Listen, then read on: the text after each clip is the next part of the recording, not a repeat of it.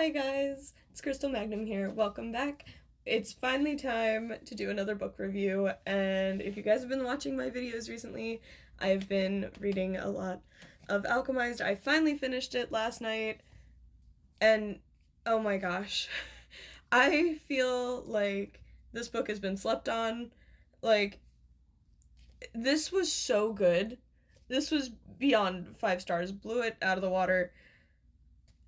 Like, I went into this completely blind. I did not know that this was a Dramini fan fiction initially, called Manacled. This was so good. Like, I cried. I was extremely confused, which you're meant to be.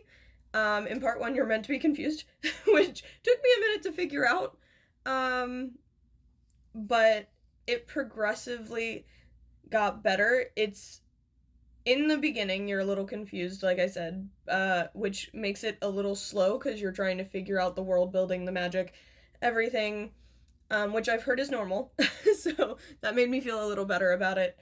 But I fell in love with the characters, the world, the magic system, and like part two absolutely shattered me.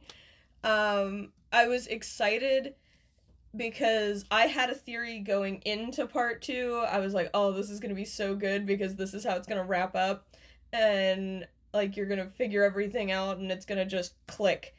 And it did. It was the most satisfying. I think this was one of the most satisfying reads I have had all year. Um, Definitely a new top book for me. It's definitely one of my favorites, and I will definitely be coming back and reading it again at some point.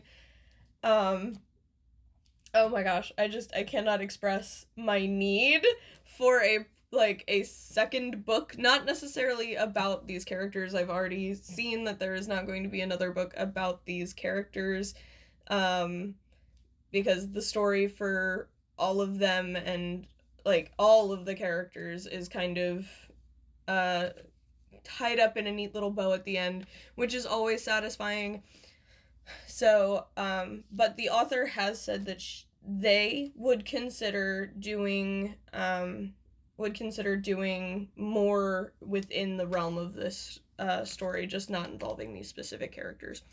One last thing. Something else that I greatly appreciated about this book, which I think is kind of underrated in the romance community.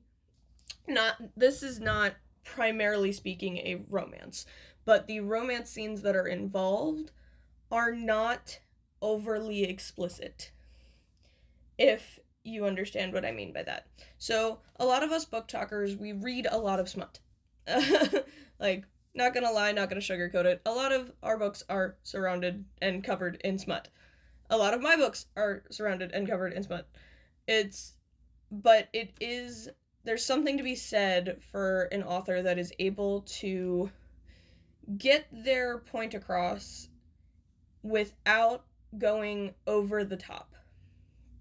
And what I appreciated about SenLinYu and the way they went about doing their romance scenes was that they were intimate in a way that didn't go too deep into the corn realm, if that's if you catch my drift.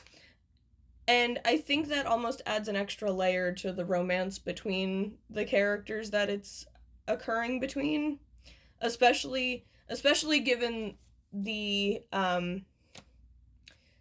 story that is going on here. I think it works really well within the realm of the story to not go overly explicit in your content.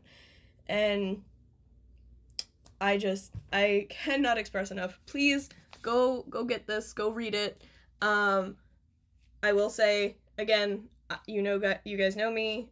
I am a proponent of read the content warnings and do research before you read, because it is gory. It does have content in it that may make some people uncomfortable, and for the sake of your safety and mental well-being, please read your content warnings. Please look into things before you dive headfirst into them.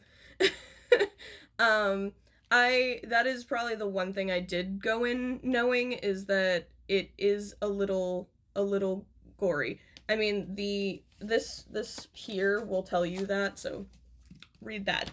The little excerpt in the beginning will tell you. So, thank you guys for listening. I know that was a lot of rambling, but I hope my love for this book and my excitement for the possible movie that is being made came through, and I will see you guys in the next one. Bye!